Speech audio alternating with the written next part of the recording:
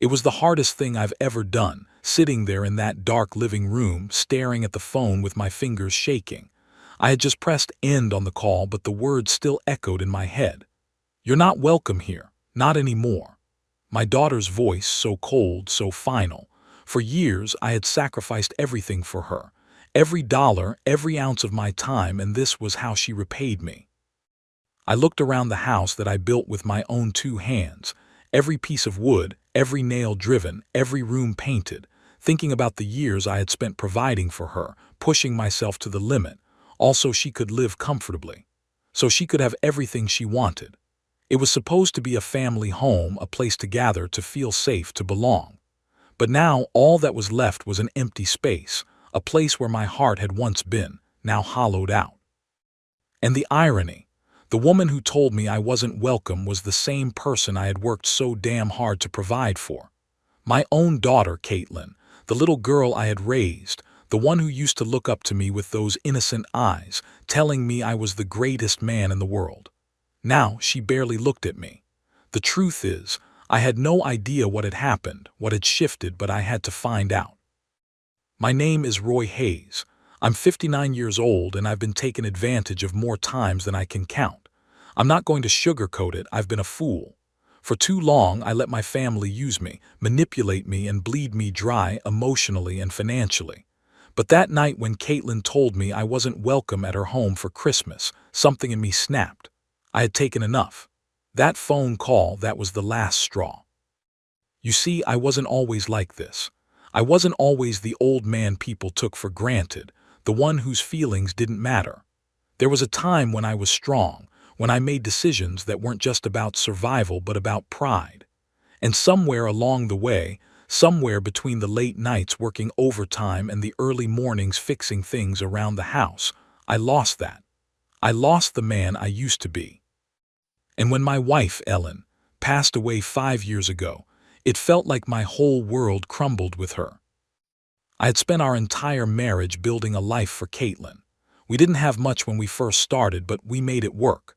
I worked construction, long hours, dirty jobs, but it paid the bills. Ellen worked part-time at the school to help out. We put every penny toward Caitlin's education, her dreams, her future.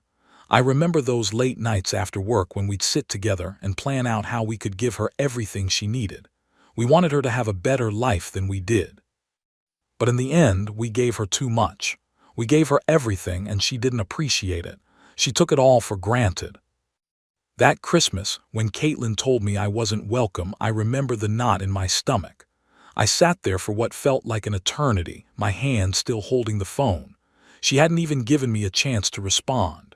She didn't want me there. It wasn't just about the holiday, it was everything that had led up to that moment. Every Christmas I had spent alone in that house, every time I had been ignored or belittled.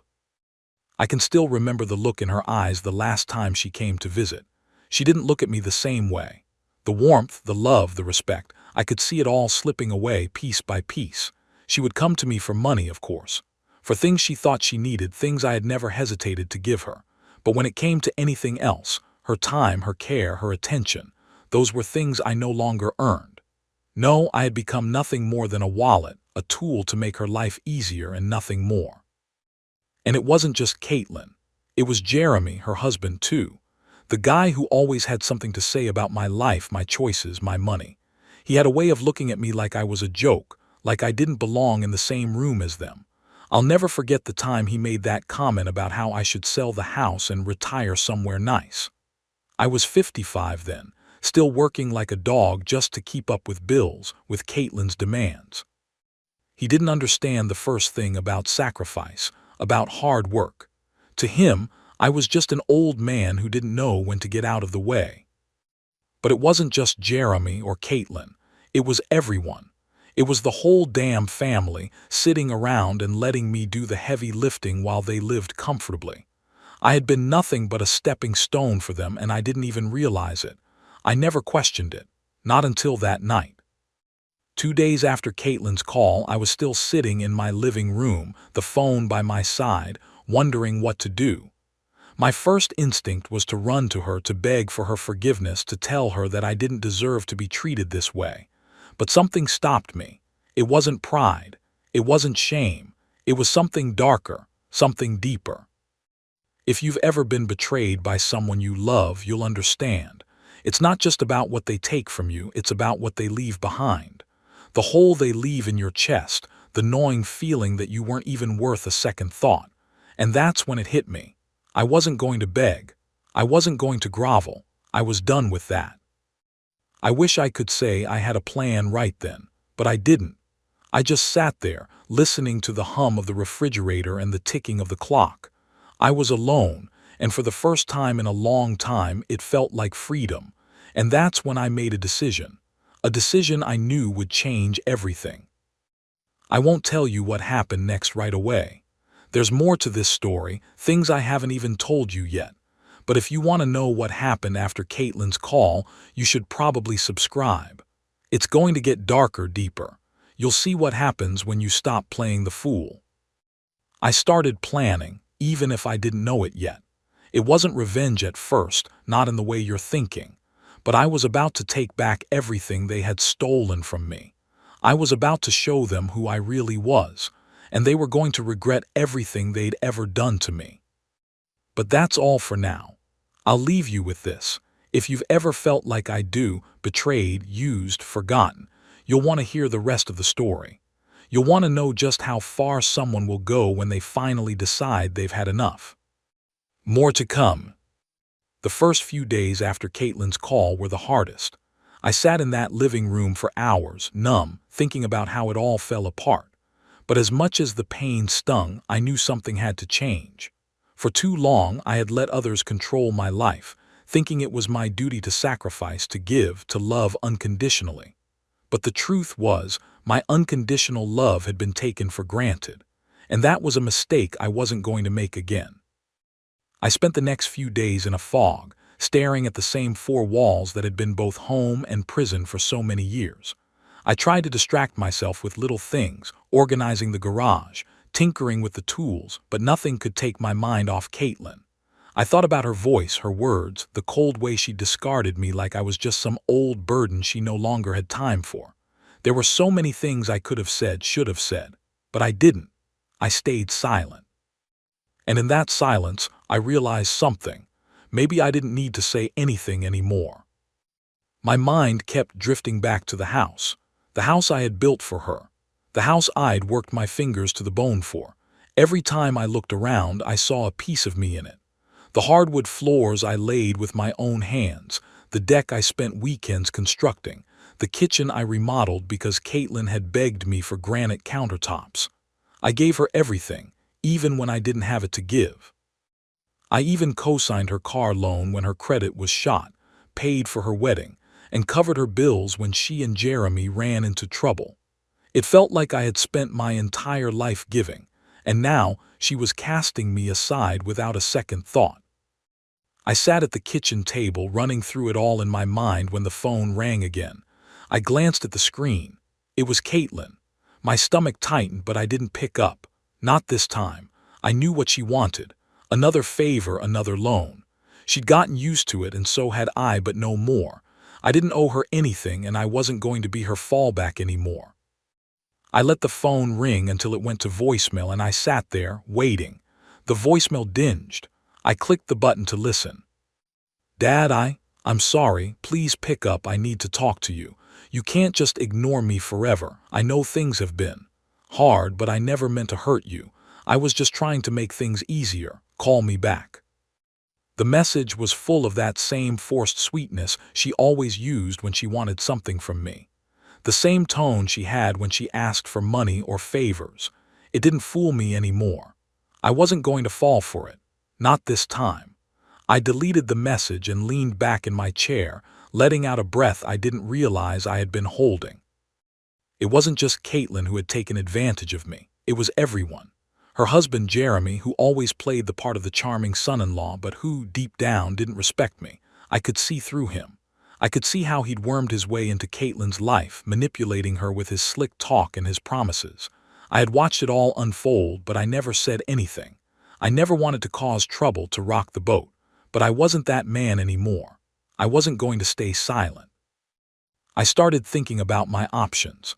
I wasn't going to beg Caitlin for a place at her table, not when she had made it so clear that I wasn't welcome. But that didn't mean I was going to roll over and let them get away with everything. I had spent the last 25 years working for my family, for Caitlin's future. But it was my future that mattered now. I had to take control. I started looking at the house differently. It wasn't just a home anymore. It was an asset, a piece of property that had been taken for granted just like me. Maybe it was time for me to get what was mine. I wasn't sure how it was going to happen, but I knew one thing for certain. I wasn't going to let Caitlin take everything from me. Not this time. I pulled out the folder from the filing cabinet, the one where I kept all the important documents. The house deed, the mortgage papers, everything I'd ever worked for. I stared at them for a long time, weighing my options. The thought of selling the house crossed my mind, but that wasn't enough. I wasn't just going to sell it and move on. No, I had a better idea. A plan that would not only make sure I wasn't left with nothing, but would also show Caitlin and Jeremy exactly what they had done to me. But I didn't rush into anything. I spent the next few days watching, listening, trying to figure out the best way to move forward. I wasn't going to make the mistake of rushing into something I wasn't prepared for. No, this time I was going to be smart. I was going to make sure they regretted ever treating me like I was invisible. I knew I couldn't do it alone, though. I needed help. So I reached out to someone I trusted, someone who had been in the business for years, Todd Fisher, a real estate attorney. Ellen had insisted we meet with him a few years back to make sure everything was in order. At the time, I hadn't thought much of it, but now I realized how crucial that meeting was. I called Todd, set up a meeting for the next day. I couldn't wait to tell him everything, to get his advice. It felt good to take action, to finally do something for myself. But as I hung up the phone, I couldn't shake the feeling that this was just the beginning. That I was on the verge of something bigger, something they wouldn't see coming. But there was still more to figure out. If you want to know what happened when I met with Todd, how it all started to come together, you should probably subscribe. I'm just getting started, and trust me, you won't want to miss what happens next. Things are about to get a lot more interesting. The meeting with Todd Fisher came quicker than I expected. I spent the night before going over everything again. Every document, every detail, making sure I wasn't overlooking anything important. The house, the mortgage, the loans, the repairs I'd made over the years. It was all there. My entire life, my blood, sweat, and tears, all wrapped up in this place. The next morning, I stood in front of the mirror, adjusting my shirt, trying to smooth out the wrinkles in my mind. I had made a decision, but I hadn't fully accepted what that meant. I was no longer the man who had been a silent partner in Caitlin's life.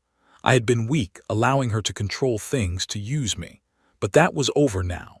And as I drove to Todd's office, the weight in my chest lightened. For the first time in a long time, I felt like I was in control of my own fate. When I walked into Todd's office, the first thing I noticed was the smell of coffee, the warm, comforting scent that immediately made the place feel like a home away from home.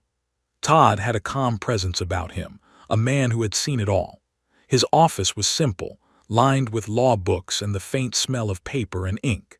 It felt like I was in good hands, and that gave me a sense of peace that I hadn't had in years. "Roy, good to see you," Todd greeted me with a warm handshake. "Please take a seat." I sat down across from him, the leather chair creaking under my weight. I glanced at the papers on his desk. I had already been through them, but I knew he had to look at them too. This wasn't just about legal advice. It was about making sure I wasn't making a move that could backfire. Todd set down his pen and looked at me thoughtfully. "So, what's on your mind, Roy?" I took a deep breath. This was it.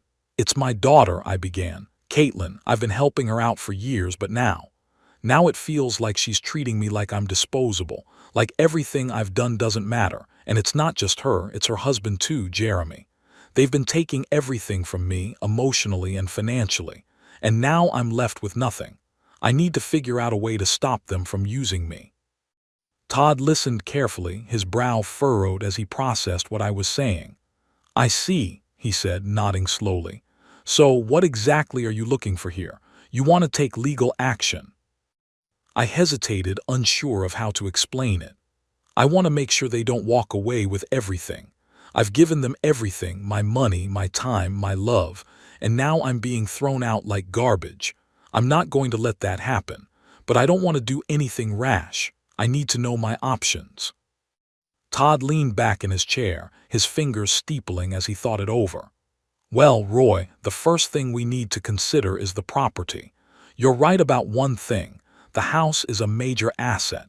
You've been paying the mortgage for years, but it's still your name on the deed, right?" "Yes," I answered. "It's in my name, always has been." "Good," Todd said, a slight smile playing at the corners of his mouth. "Then they have no claim to it unless you sign it over to them. Legally, they can't take it from you unless you willingly give it up." I leaned forward, the hope I had been carrying starting to take shape. "So, if I decide to sell the house or take any action with it, I have full control." "Absolutely," Todd confirmed. "And if they've been pressuring you for money, or you feel like they've taken advantage of you, there may be grounds for a formal conversation or even a legal proceeding down the line, but we're not there yet. Right now, it's all about protecting your assets and making sure they can't walk away with what's yours." I felt a sense of relief flood over me. It wasn't over yet, but I had a fighting chance. I wasn't the helpless old man Caitlin and Jeremy thought I was. I was a man with rights, a man who had worked hard for everything he had, and I wasn't going to let them take it from me. "But Roy," Todd continued, "I need to ask you, what do you want out of this? If we go down this road, things will get complicated. It won't just be about the house. There's a lot of emotional baggage involved. Are you ready to face that?" I thought about the years I had spent trying to make Caitlin happy, trying to give her the life she always wanted. And in return, she had taken everything without ever once thinking about what I needed, about what I had sacrificed. The thought of standing up to her, of confronting her and Jeremy, terrified me. But I had to do it. I had to take back what was mine. "I'm ready," I said quietly. "I'm done being the silent one. I'm done letting them walk all over me. It's time they learned what happens when you take everything from someone. I'm not going to let them destroy me. Not anymore." Todd nodded, his expression firm. "All right, Roy, we'll take it step by step, but we'll do it carefully. You've got to be ready for what's coming. The truth has a way of unraveling things, and when it does, people get hurt. Are you sure you want to go down this path?" I didn't hesitate. "Yes, I've been patient long enough. It's time for them to learn that there's a price to pay for what they've done." Todd stood up and walked over to his filing cabinet, pulling out a thick folder. "I'll start drawing up some papers for you. We'll go over them in the next meeting, and then we'll make our move." I left Todd's office with a sense of purpose. The weight of the decision had settled into my bones, but it felt good. It felt like I was finally taking control of my life again. Caitlin and Jeremy had taken so much from me, but I wasn't going to let them take my dignity. I was going to fight for it, and I was going to win. But the next step wouldn't be easy.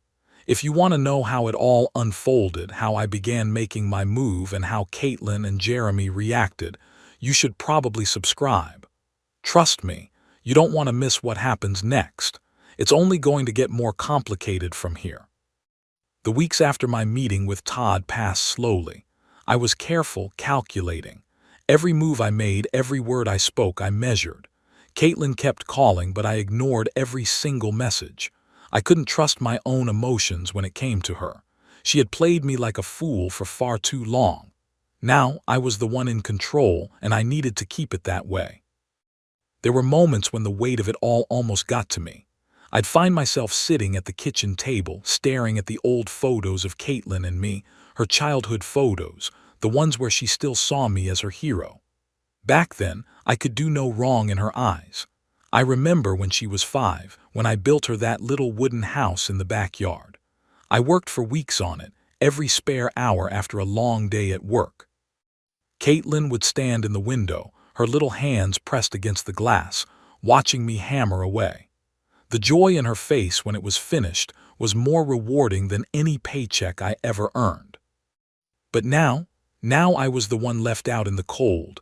I wasn't her hero anymore. I was the problem. I was the father she could turn to for support. I wasn't the man she looked up to anymore, and in her eyes I never would be again. I could feel myself slipping into a kind of emotional numbness as I spent my nights going over my options with Todd. Every time I saw Caitlin's name pop up on my phone, I felt a gnawing, hollow sensation in my chest, but I couldn't give in. I knew I had to stay strong. There were bigger things at play now. I was doing this not just for me, but for everyone I had allowed to walk over me for years. I was doing it for my own dignity.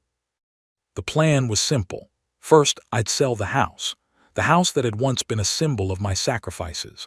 Once the sale was finalized, I would take the money and put it toward a new life, a life where I wasn't constantly reminded of the years I had wasted being a doormat. But I couldn't just sell the house and disappear. No, that would have been too easy. I had a more elaborate scheme in mind, one that would make sure Caitlin and Jeremy would never forget what they had done to me. A few days after my meeting with Todd, he called me to let me know he had drawn up the necessary papers to start the process. I could feel the weight of the decision bearing down on me as I signed the documents, my signature firm and resolute. This wasn't just a sale. This was a statement. A final goodbye to everything I had poured into that home, to everything I had sacrificed for a family that would never truly appreciate it. I was standing in the living room one evening, looking around at all the things I had built when my phone buzzed. It was Caitlin. I stared at the screen for a long moment. Part of me wanted to pick up to hear what she had to say, but I couldn't. Not this time. Instead, I picked up the letter I had drafted in response to her most recent request for help, her latest plea for money. It was a carefully worded letter, one that I knew would hit her hard. In it, I explained everything. How I had sacrificed my future for hers. How I had taken out loans, refinanced the house, and worked overtime for years, all for her. I wrote about how I had been her bank account, her ATM, the person she called when things got tough, but how I was never truly a part of her life. I described the way I had always been there for her, how I had even helped her pay for her wedding, and how, in the end, none of that mattered. She had cast me aside like an old coat she no longer needed. It was time she knew the truth. I wasn't just some old man she could throw away when it was convenient. The next morning I sealed the letter and sent it by certified mail. As I watched the mailman drive away from my front yard, I felt a sense of relief. It was done. The letter was out there and there was no going back now. I had done what I had to do. The next few days passed in a blur of paperwork, legal consultations, and quiet reflection. I stayed off the phone, avoiding any calls or messages from Caitlin. I couldn't trust myself to speak to her right now. But just when I thought I could finally breathe, the doorbell rang one evening. I looked out the window and saw Caitlin and Jeremy standing on my front porch. My heart pounded in my chest. I didn't know what to expect, but I knew I wasn't going to back down. I stood up, my hands trembling slightly as I walked to the door. When I opened it, they both stood there, looking at me with expressions I couldn't quite read. Caitlin's face was tight, her jaw clenched in a way I hadn't seen before. Jeremy's usual charm was gone. Instead, he looked almost desperate. "Dad," Caitlin began, her voice softer than I'd ever heard it, "we need to talk. Please, can we come in?" I stepped aside, motioning for them to enter.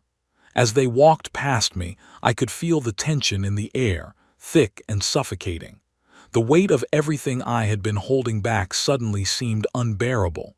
I knew this was it, the moment where everything would either fall apart or start to come together.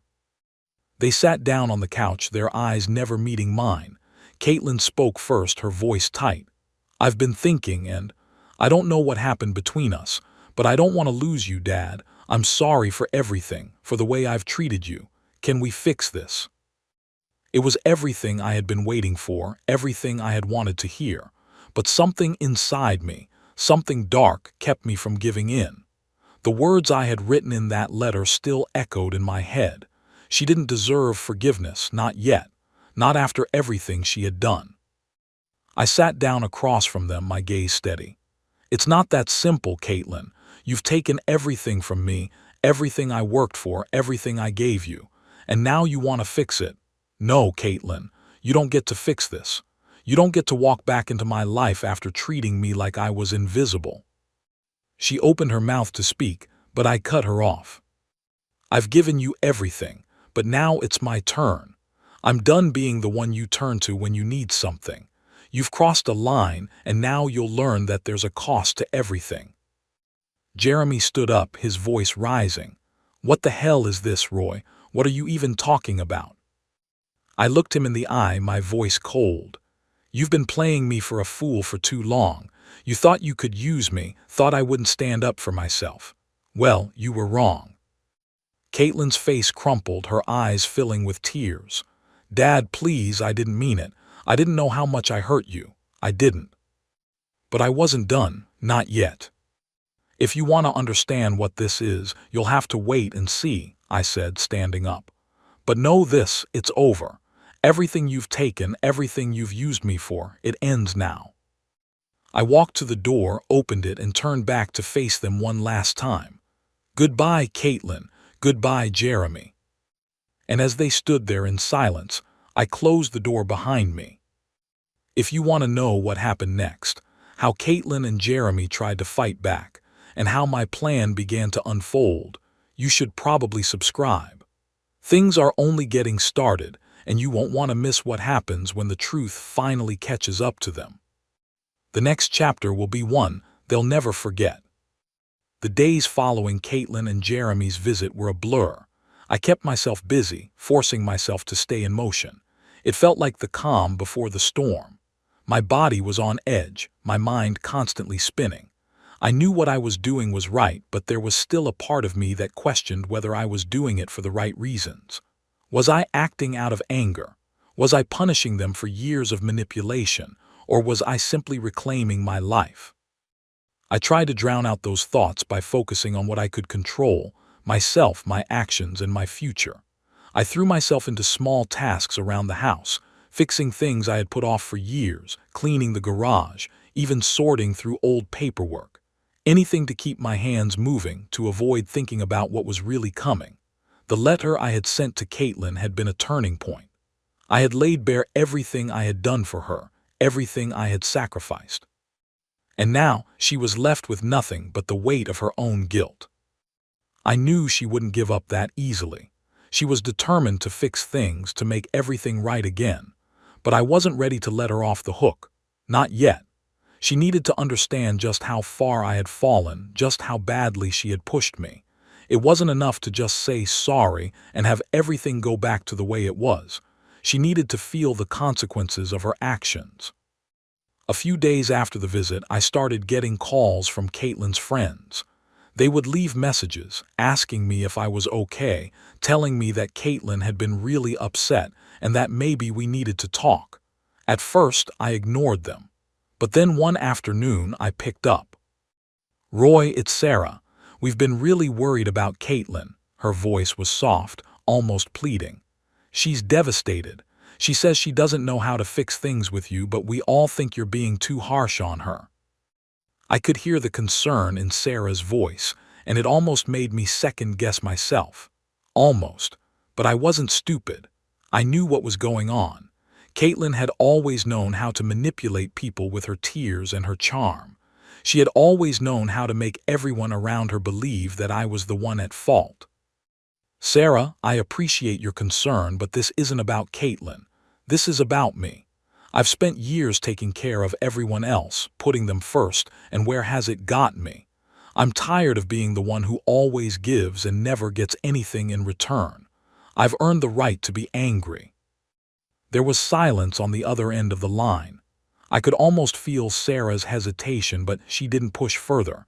Instead, she simply said, I just hope you'll think about it. Caitlin's a good person.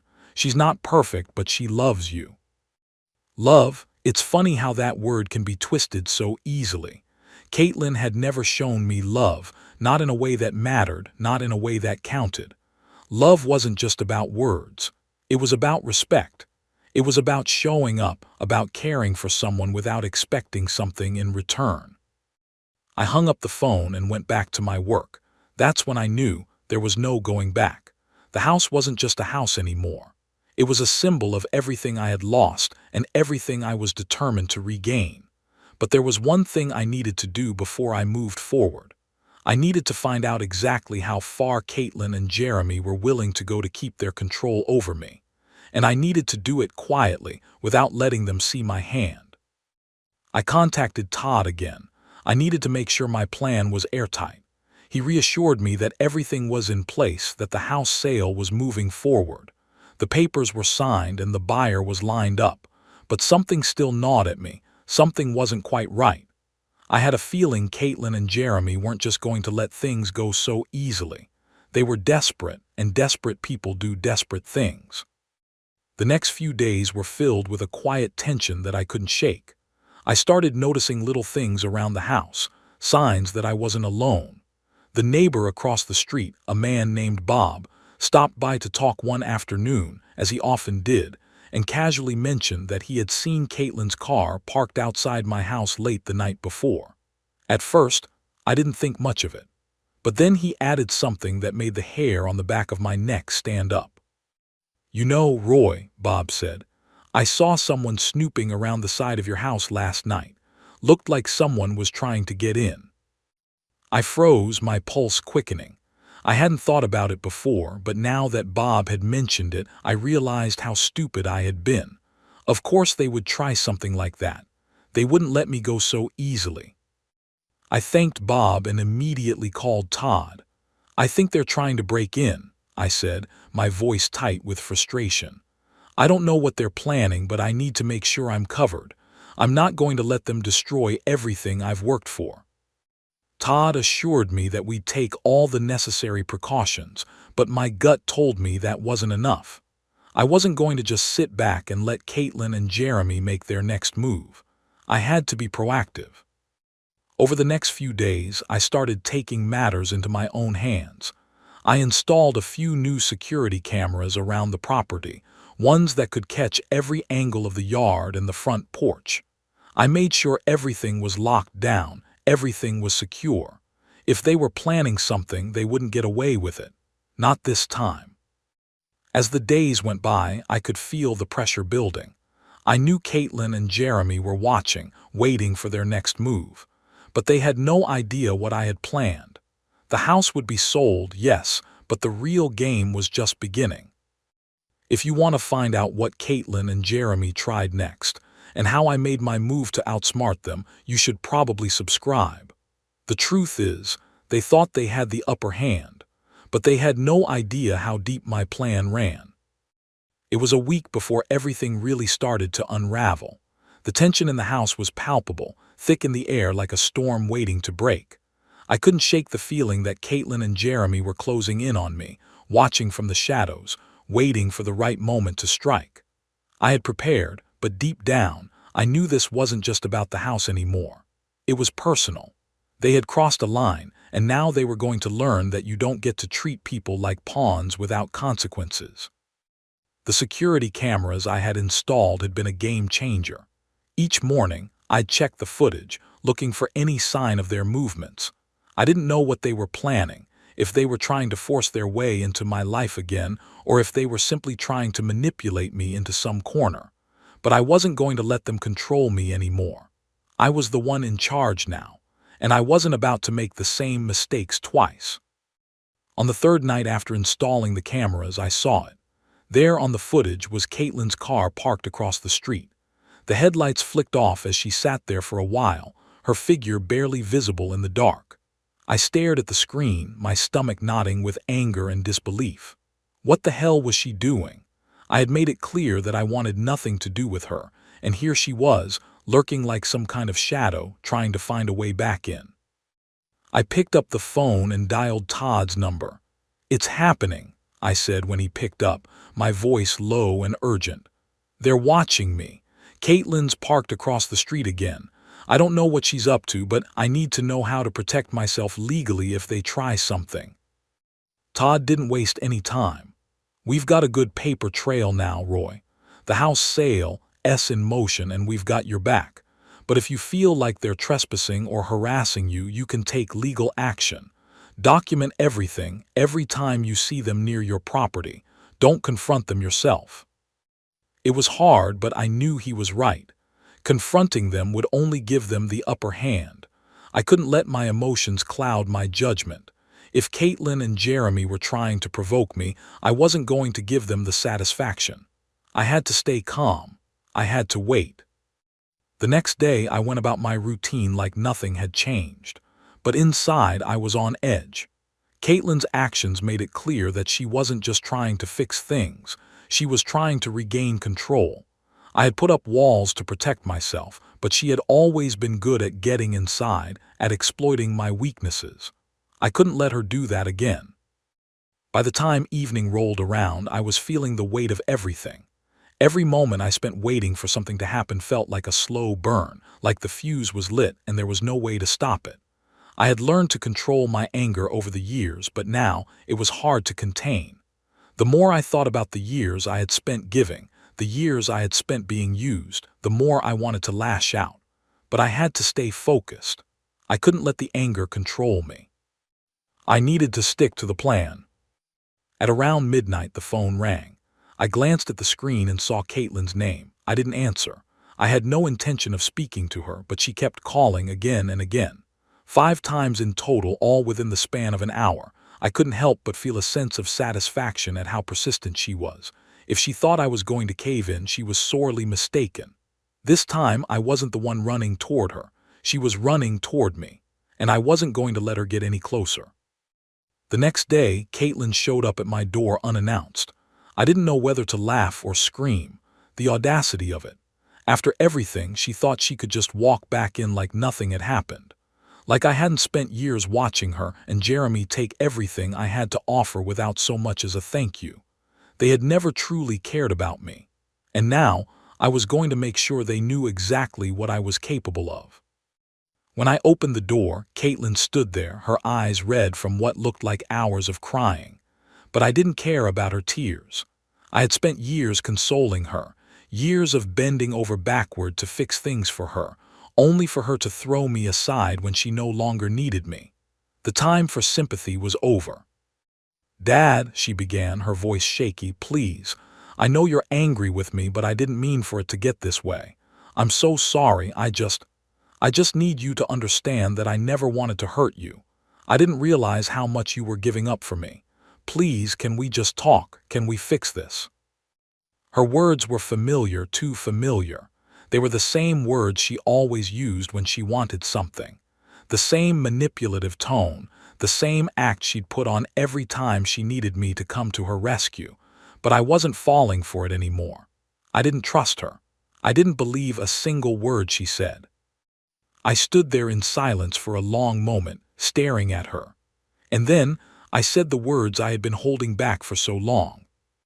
"No, Caitlin, you don't get to fix this, not this time. You've had plenty of chances to show me you cared, and you didn't. You used me. You took everything I had to give and didn't think twice about it.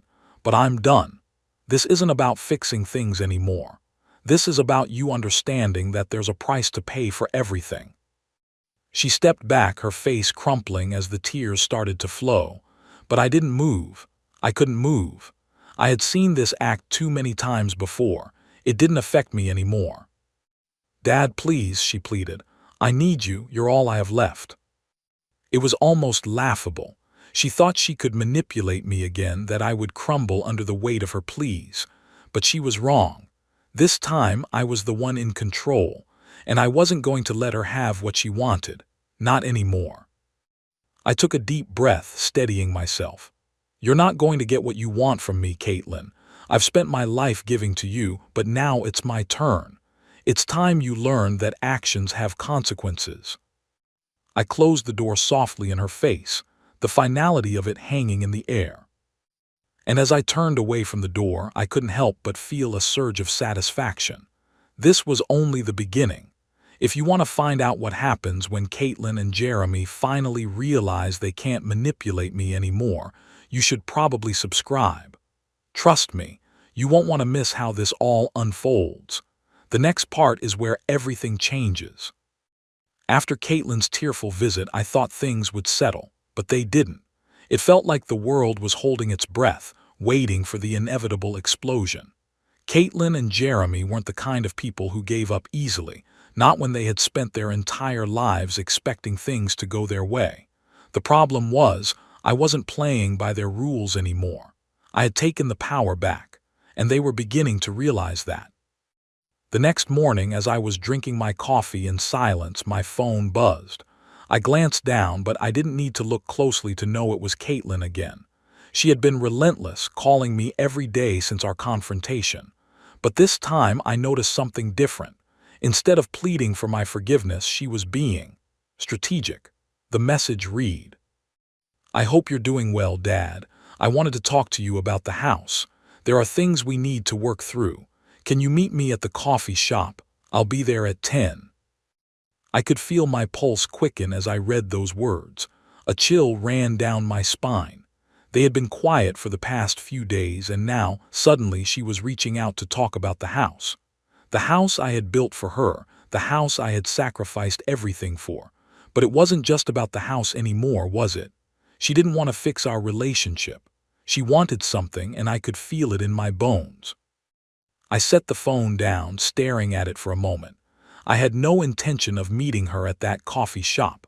I knew this was just another one of her attempts to regain control. She wanted to manipulate me into giving her something else. Money, maybe, or even worse. She was trying to get me to forgive her so she could worm her way back into my life. I wasn't about to fall for it. Not this time. But there was something else gnawing at me. I had to be sure. I needed to understand exactly what they were up to. I had been cautious, but I couldn't stay in the dark forever. So I did something I never thought I would do. I drove to the coffee shop. When I walked in, Caitlin was already sitting at a table near the back, her hands wrapped around a steaming cup of coffee. Her posture was relaxed, but there was something about her expression that made me uneasy. She wasn't the broken, tearful daughter I had seen days before. This time, she was more composed, more controlled. She looked up when I entered, her face a mask of practiced sweetness. "Dad," she said softly, smiling in that way she knew would soften my resolve. "I'm so glad you came." I didn't return the smile. Instead, I walked to the table and sat down, keeping a safe distance between us. "What do you want, Caitlin?" I asked, my voice calm but firm. She leaned forward slightly, her fingers tracing the rim of her coffee cup. "I just wanted to talk, Dad, about everything, about the house. We need to figure out what's going to happen with it." I raised an eyebrow. "What do you mean? It's not your house, it's mine. I've made the decision to sell, and that's final."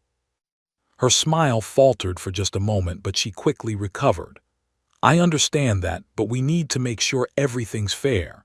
You've been talking about selling for a while now, and I just want to make sure that everything is settled between us, for the future." I could hear the underlying tension in her words. She wasn't here to talk about the house. She was here to find a way to manipulate me into giving her something she didn't deserve. I studied her for a long moment. This was a game now. I wasn't just her father anymore. I was her opponent, and she had underestimated me. I knew what she was doing. She was trying to turn the tables, make me feel guilty, make me question my decision to sell. And for a second, I almost let her. I almost let myself fall back into that trap, but I caught myself. "No, Caitlin," I said, my voice steady. "I'm not here to discuss fairness. I'm not going to give you anything. You don't get to decide what happens with the house or my life anymore. I've spent too long letting you control things. That's over." Her eyes flashed for a moment, but she quickly masked her emotions. "I'm just trying to be a good daughter," she said, her voice low and careful. "I want what's best for you, too. You can't just sell everything without thinking about the consequences." I leaned back in my chair, crossing my arms. "The consequences? Caitlin, I've been thinking about the consequences for years, but I never once thought about myself. I thought about you, about Jeremy, about your future. And where has it gotten me? You've been using me for years. I've given everything and you've given nothing. I'm done, Caitlin." Her face tightened and she stood up suddenly, her chair scraping loudly against the floor. "You don't understand," she snapped, her calm demeanor cracking for the first time. "You're ruining everything. You're not just taking away the house. You're taking away the only family I have left." I didn't flinch, I didn't even blink. "No, Caitlin, I'm taking back my life. You can't control me anymore." There was a long silence as she stood there, her chest heaving with frustration. I could see the fight in her eyes, but I wasn't afraid of her anymore. I had stopped being afraid of her a long time ago. Finally, she sat down again, the weight of what I had said settling between us. "I never meant to hurt you," she said quietly, the facade of control slipping again. I don't know how to fix this." I could hear the desperation in her voice, but it wasn't enough. It wasn't enough to undo everything she had done. It wasn't enough to make me forget all the years she had taken me for granted. I stood up, my decision made. "I think it's too late for that, Caitlin," I said, turning toward the door. "You've had your chances. You don't get to keep using me to fix your problems." As I walked out of the coffee shop, I could feel the weight lifting from my shoulders. I had finally taken control. The game had changed. And Caitlin, she had no idea what was coming next. If you want to know how Caitlin and Jeremy will react when they realize they've lost for good, you should probably subscribe. The next chapter is where everything comes crashing down. And trust me, it's going to be a storm they'll never forget. The days after my confrontation with Caitlin were unsettling, but I didn't let myself dwell on it for long. My life had been a constant cycle of giving and forgiving, and for the first time in years, I wasn't going to apologize for standing up for myself. The truth had finally sunk in. I was done playing the fool. Caitlin and Jeremy had pushed me too far. Now, it was time to see just how far I could push back. The house was sold. Everything was in motion. The buyer had agreed to the terms and the paperwork was moving through the system, but Caitlin didn't give up. Not yet. She kept trying to call, kept sending texts, and even tried reaching out to Todd, making him think she wanted to settle things amicably. I could almost hear the desperation in her voice through the messages she sent. She had underestimated me, just like I knew she would. At night, I stayed awake longer than I ever had before. I had to be careful. One wrong move and Caitlin and Jeremy would worm their way back in. I couldn't afford to get too comfortable. They were still watching. I could feel it. But what surprised me most was the silence from Jeremy. For weeks, I had expected him to make some kind of move, to come to my door with threats or arguments, or maybe even try to get me to back off with his charm. But there was nothing. No angry phone calls, no confrontations. It was almost like he had disappeared. I didn't trust it. I spent my days going through the motions, trying to ignore the constant low hum of anxiety that lingered in the back of my mind. I knew it wasn't over yet. Caitlin had lost this round, but there was no way she was going to back down quietly. She had too much pride. She would try again, but I wasn't worried. I had already seen her cards. I knew exactly how she played the game. One evening, as the sun dipped below the horizon, I sat on the back porch with a beer in hand, watching the sky turn to dark purple. It was peaceful, almost too peaceful. The kind of silence you find when you're waiting for something you know is coming but don't want to face. My phone buzzed and I glanced down. A new message from Caitlin. "Dad, I've been thinking a lot about everything that's happened. I'm sorry. I know I've messed up, but I really need your help. Please, I need you to come back. I don't know what else to do. I'm lost without you. You're the only one who can fix this." I stared at the screen for a long moment. It wasn't the first message like this I had received, but this one was different. There was something more vulnerable in her tone, something that made me pause for a second. Maybe this time she was being sincere, or maybe it was just another act, another manipulation to get me to do what she wanted.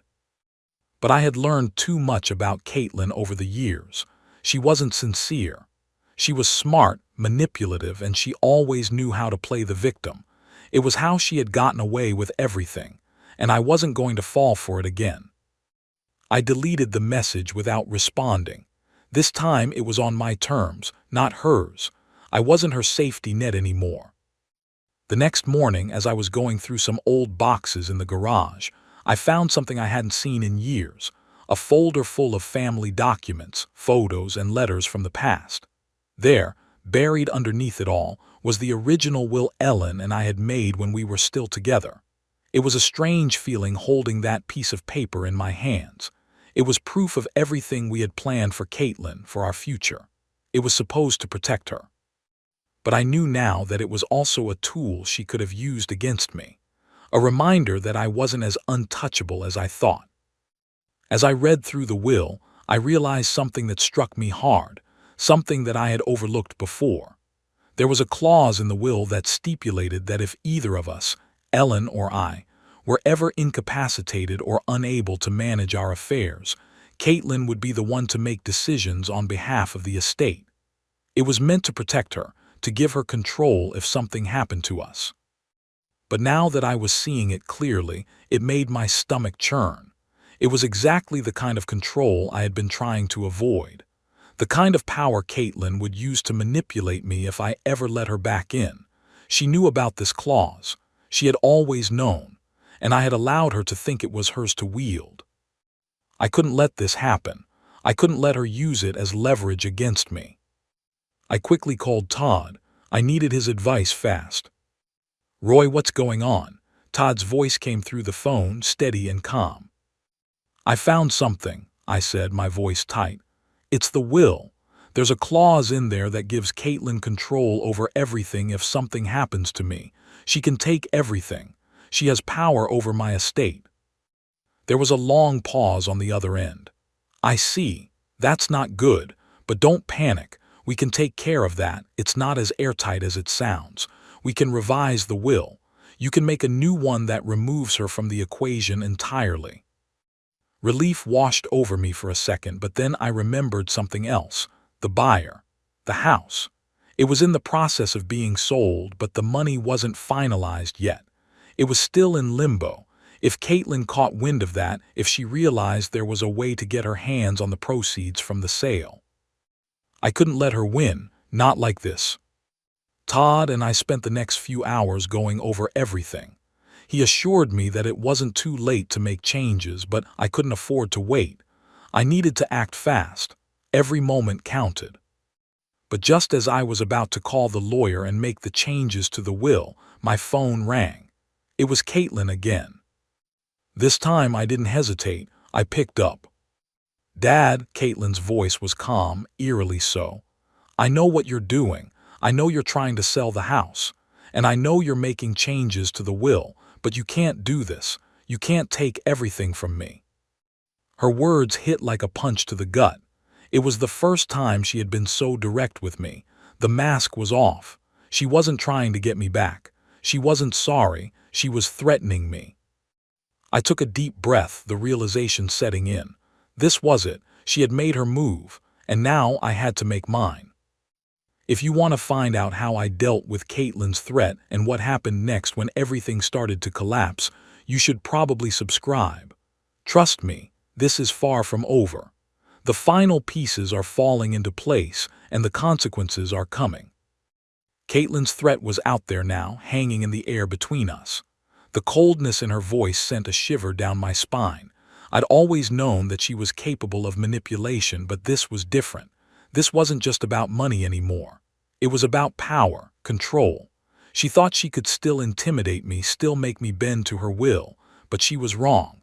I wasn't going to let her have any more of that control, not this time. "Dad, you can't do this. You can't keep everything from me," Caitlin's voice broke through the silence. "You think you can just erase everything you've given me. You think I'm just going to let you take it all." I didn't speak right away. I just listened, my heart pounding, my mind racing. This wasn't how I thought things would go. I never imagined Caitlin would turn on me like this.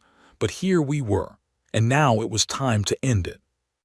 "You've already taken everything, Caitlin," I said quietly, my voice calm but my words firm.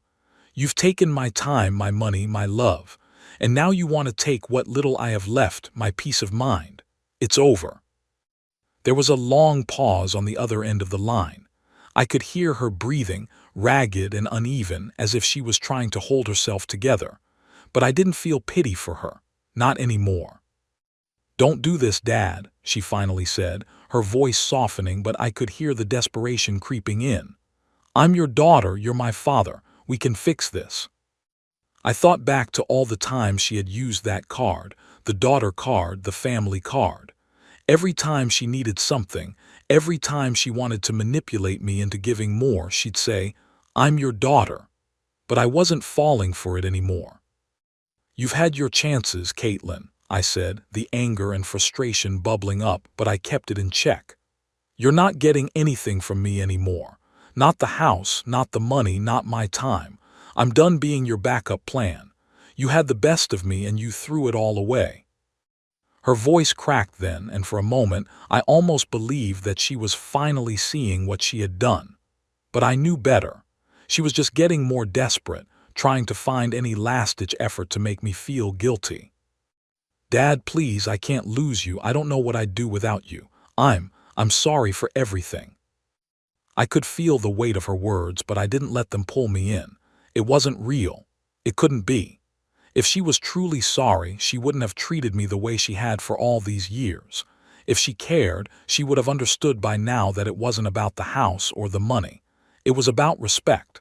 And I had given her everything I had, but she had never given me anything in return. "No, Caitlin, you don't get to be sorry now.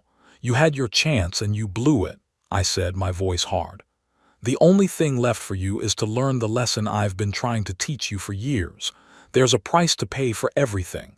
You've been taking and taking, and now it's time to give something back." There was a silence on the other end, and I could almost hear her trying to come up with something to say, something to change my mind. But there was nothing left for her to say. The words didn't matter anymore. The game was over. "I'm selling the house, Caitlin," I said, my voice steady. "And I've already made the changes to the will. You don't get a dime of it. You're not getting any more from me. This is my life now. You've had your time. I'm done." There was a long silence. I could hear her breathing, shallow and shaky. And then, in a voice so low I almost didn't catch it, she spoke again. "You'll regret this, Dad." The words hit harder than I expected, but I didn't flinch. I didn't let them take hold of me like they used to. I had made my decision, and I was done. "I won't," I said simply, and I ended the call. As I stood there holding the phone in my hand, I couldn't help but feel a strange mix of relief and sadness. This was it. The last part of me that had been tied to Caitlin was now severed. The house was no longer her anchor to my life. The money, the property, everything I had built for her, it was all mine to do with as I pleased. And that was exactly what I was going to do. The next few days passed in a blur. Caitlin didn't call again. She didn't send any more messages. The silence was suffocating, but it was also a relief. I felt like I had finally taken control. For the first time in a long time, I was free. I spent hours going through old files, sorting through paperwork, making sure everything was in order. The sale of the house was final. The changes to the will had been made. It was done. The weight that had been on my shoulders for years, the weight of betrayal, of giving everything and getting nothing in return, was finally lifted. But just when I thought I could finally relax, I received a call. It wasn't from Caitlin. It wasn't from Jeremy.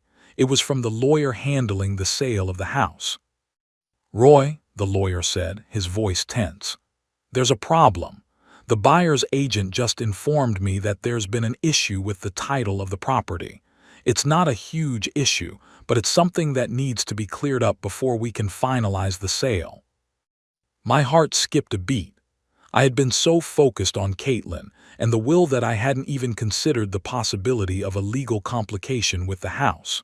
And now it seemed like everything I had worked for, the plan, the freedom, the final severing of ties, was about to come crashing down. I told the lawyer to keep me updated, then hung up the phone. My mind raced as I thought about what could possibly go wrong. I had already been through so much with this damn house. It wasn't just about property. It was about everything, everything I had worked for. If you want to know what happened next, and how I faced the unexpected twist in the sale of the house, you should probably subscribe. Things are about to get a lot more complicated, and trust me, you won't want to miss the next part. It's the moment where everything changes, again. The phone call from the lawyer left me in a state of disbelief. I stared at the wall for a moment, trying to process what he had just said. "There's an issue with the title of the property," he had told me. It sounded so simple, so benign. But I knew better than to take it lightly. Every piece of my life, every plan I had made in the last few months hinged on the sale of that house. Without it, everything would unravel. I called Todd immediately, my mind racing. "Roy, calm down," Todd said when he picked up. "I'm sure it's something small. Title issues are pretty common in real estate. Just stay level-headed. We'll sort it out." Level-headed, easier said than done. The weight of everything, the house, the money, the power I had finally taken back from Caitlin and Jeremy, was suddenly hanging by a thread. If this title issue was something that could derail the sale, everything I had been working for could be lost. The thought of it made my stomach churn. "I can't afford another mistake," I muttered. "I've already dealt with too much." Todd didn't say anything for a moment, and then, with a tone that was both reassuring and matter-of-fact, he spoke.